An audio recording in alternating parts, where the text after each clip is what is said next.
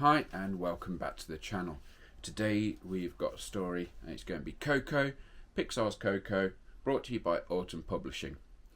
Inspired by his idol Ernesto de la Cruz, Miguel heads off on an adventure where he discovers a long forgotten family secret. So, let's get to it. Long ago, in the small town of Santa Cecilia, a family called the Rivieras welcomed a beautiful little girl into their lives. They named her Coco. They were a musical family, full of dancing, laughter and happiness. But when Coco's father left to follow his dreams of making music for the world, her mother, Emilia, vowed to ban music from the family forevermore. She also tore her husband's face from the family's photo and pretended the man never existed. Then, to provide for her daughter, she learned to make shoes. As the years passed by, Edmilda's shoes business grew, and so did her family. Coco had a family of her own, including a great-grandson called Miguel. Coco and Miguel would spend many happy hours together where she would talk about her past. However, as Coco got older, her memory began to fade. She wasn't able to recall as many stories as she once could. Miguel was a devoted great-grandson, but he had a secret that he didn't dare tell his family, not even Coco. Miguel loved music and wished to play his guitar in the talent show taking place in the Mariachi Plaza that very night.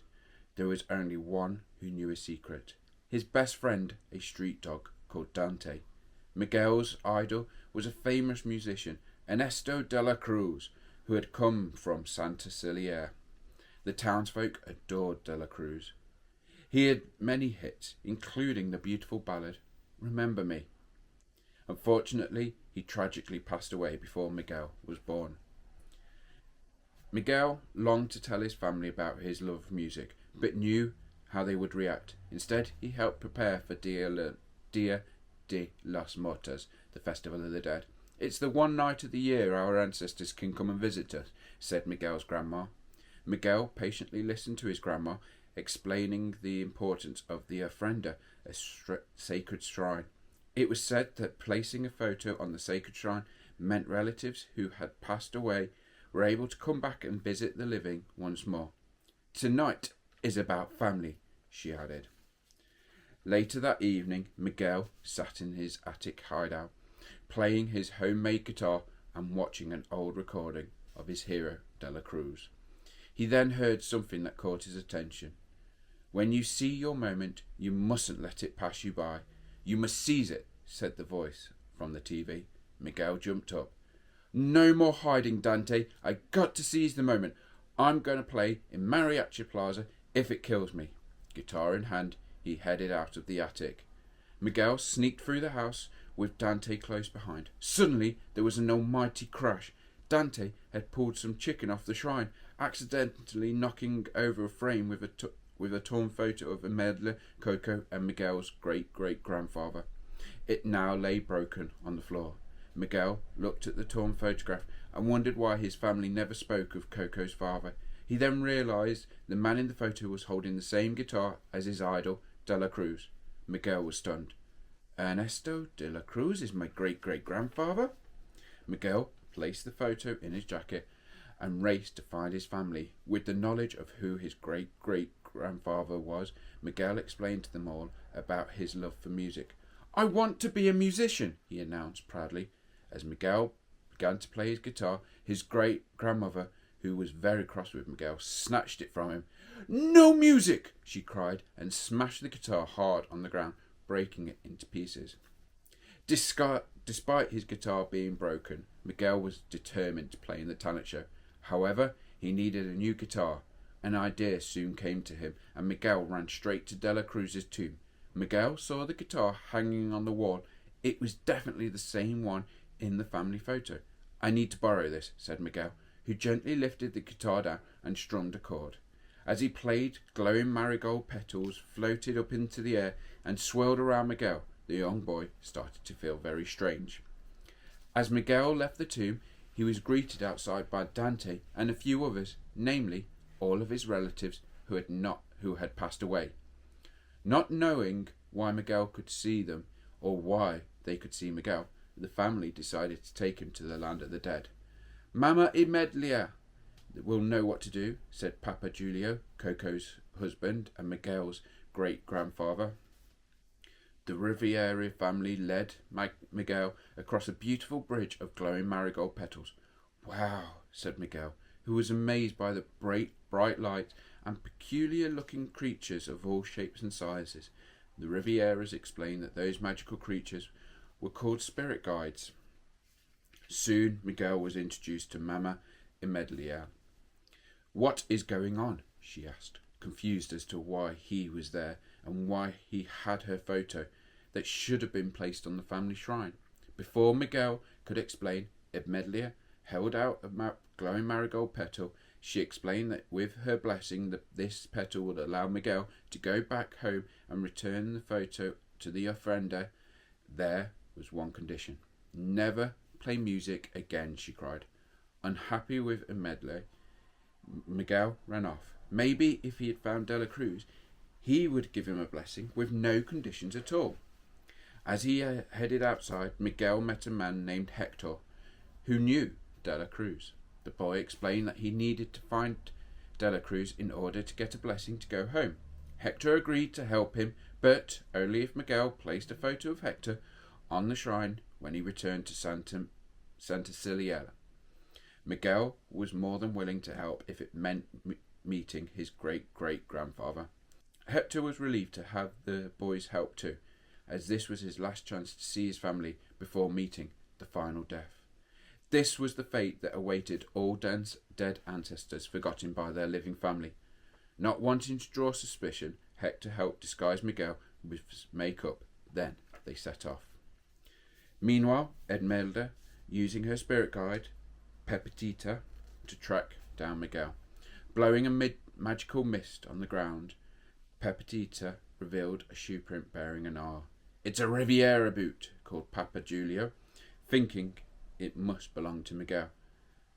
Pepita's magic mist revealed more footprints, and the Riviera family set off on Miguel's trail. As they went to find Dela Cruz, Miguel and Hector learned of a talent show that was taking place. The winner would get to meet Dela Cruz himself.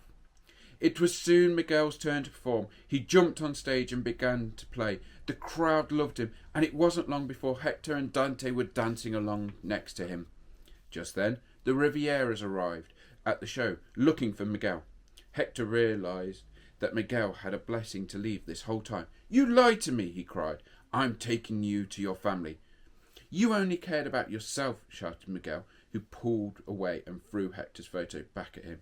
He then ran off before his family could stop him. Eventually, Miguel found Dela Cruz's home. A party was in full swing, but Miguel used his skills as a musician to get Dela Cruz's attention.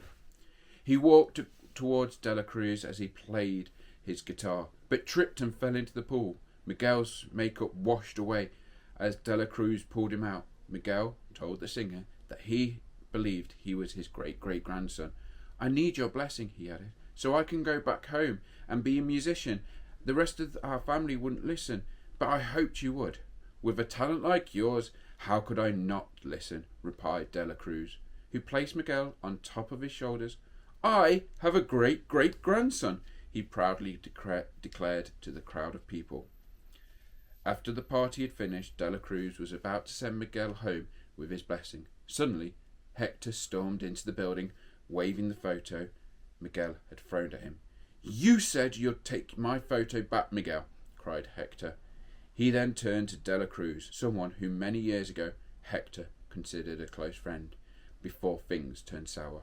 He accused Dela Cruz of stealing his songs. Miguel was shocked, but before he could question whether this was true, Dela Cruz snatched away the photo and had Miguel and Hector thrown into a deep pit. Trapped with nothing more to lose, Hector told Miguel about his regret for leaving his family. Remember Me was a lullaby Hector had written for his daughter Coco, so she wouldn't forget him while he was away. You're my great-great-grandfather, realised Miguel, showing Hector the torn photo of Imelda and Coco. I'm proud we're family, he added. Miguel sat next to Hector, gazed up at the pit openly. A daring face had appeared. "Dante!" he cried. Dante had led Imelda and Pepitita straight to Hector and Miguel. Pepitita swooped down and they climbed onto her back. Imelda held Miguel in her arms. Miguel apologized to Imelda for disobeying her. "I'm ready to accept your blessing and your conditions, but first I need to find Dela Cruz to get Hector's photo." He explained to Imelda that he needed to place Hector's photo on the shrine. Imelda had wanted to forget Hector had ever existed, but she never wanted this for him. "I cannot forgive you, Hector, but I will help you," she said. With time running out, the pair hurried to confront Dela Cruz. A struggle began. Despite snatching Hector's photo of Dela Cruz, Miguel was thrown from the top of a building by the angry singer. Luckily, Pepitita caught the young boy. Unknown to Dela Cruz, the whole scene was witnessed by his adoring fans, who quickly started booing their former idol. Miguel searched for the photo, but he realised he dropped it when he was falling. Their last chance to save Hector had slipped away. Hector was now desperately clinging to life. He held out a glowing marigold petal. "You have our blessings, Miguel," he whispered. "No conditions," added Imelda.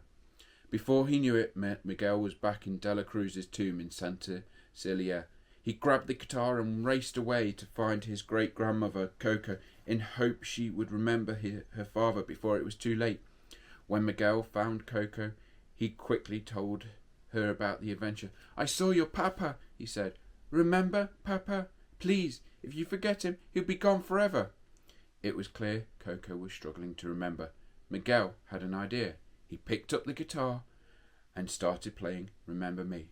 Slowly, her face lit up as the memories came flooding back to her.